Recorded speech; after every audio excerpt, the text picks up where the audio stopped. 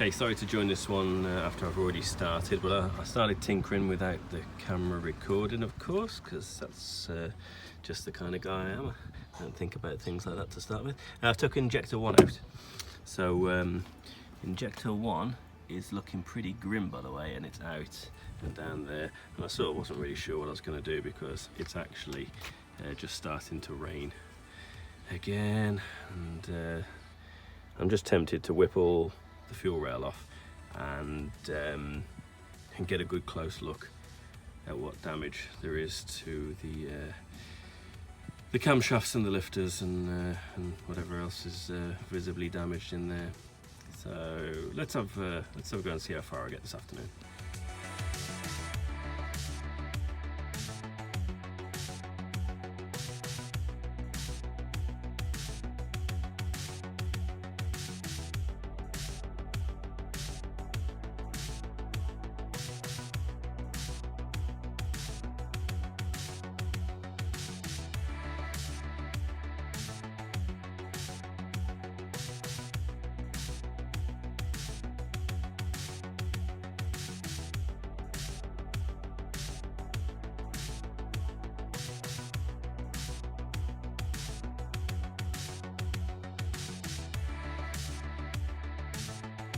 Show you as well the way I struggle to remember things a lot of the time.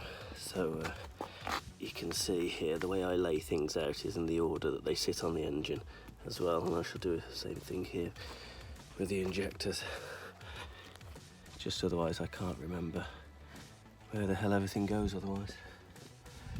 Don't want it to drip everywhere, but that's the state of my injector number 2 from the front.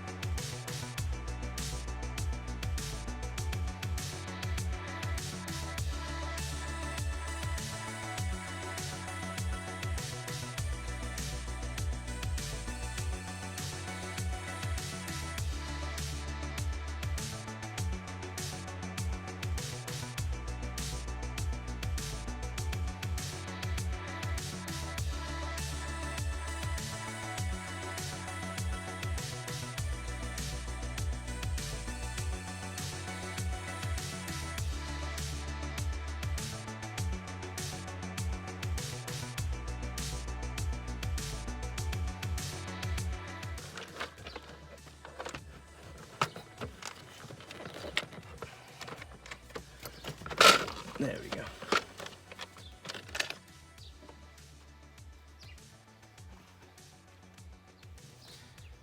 Okay, so I've come from the side. There you can see I've just laid out the chain. So the top chain had actually broken. I was thinking it was the bottom chain, just because it was sat on the sprocket still.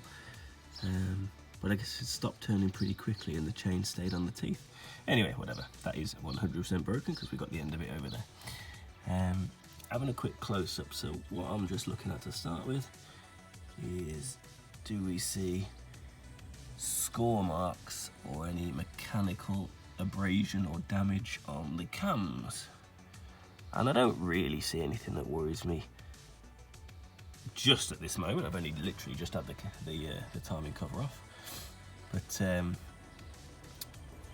so anyway, that's where we are now. I don't see any catastrophic damage just yet, but we'll get that off and then we'll see which valves are bent, maybe all of them, maybe some of them, and then if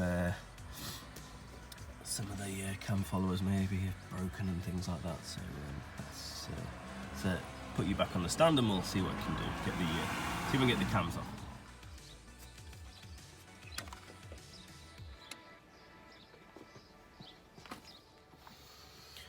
Right, so first inspection, just getting straight in after just mopping a little bit of the oil off to stop spillages. Okay, so all of these are the rocker arms that are sitting on top of the valve stems, and it's what the cam. So here's our dual camshaft arrangement. We'll come and have a look at this in a minute, a bit later, but anyway, that's what sits on top. And as your crankshaft turns down below, the sequence of timing chains which are broken in turn turn these camshafts, and these push down and open and close the inlet and outlet valve stems. So the first thing I'll say is that one is broken, that one is broken,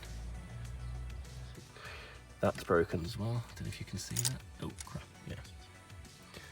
So yeah, so we've got a number of broken rocker arms, and that suggests to me that on cylinder, I don't know which way they're numbered, but if we say this was 1, that's cylinder 2, cylinder 3, cylinder 2 and 3. Okay, so situation as we see it here, I've just been over and had a quick peek at all of the rocker arms, and there are 2 from here that are broken and 2 from here that are broken. So that's 2 inlets and 2 exhaust rocker arms. So down here you can see the situation. Here's the camshafts, and I've had a very close look at these, and to my mind, unless the shafts are bent, and I don't know that for certain, but they do turn. They turn pretty well, and there's no scoring on any of the cams. That's a good sign. Here's all the broken rockers. So you have like a little bearing in the middle, and then just a little assembly that holds it all together. And you have the hydraulic lifter on one side and the spring on the other. So yeah, I've just put all my broken one. That's the worst broken one. All the bits have come out of the little bearing in the middle there. So that's where we are.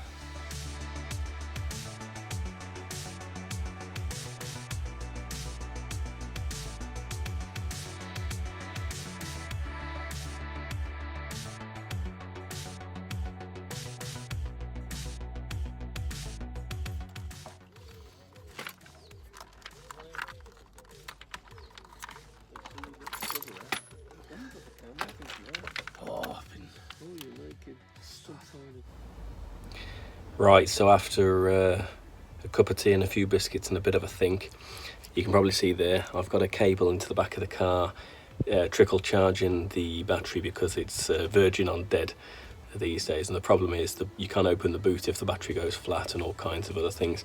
Plus I need to get the car into neutral at times, and I want it to have enough juice to do that.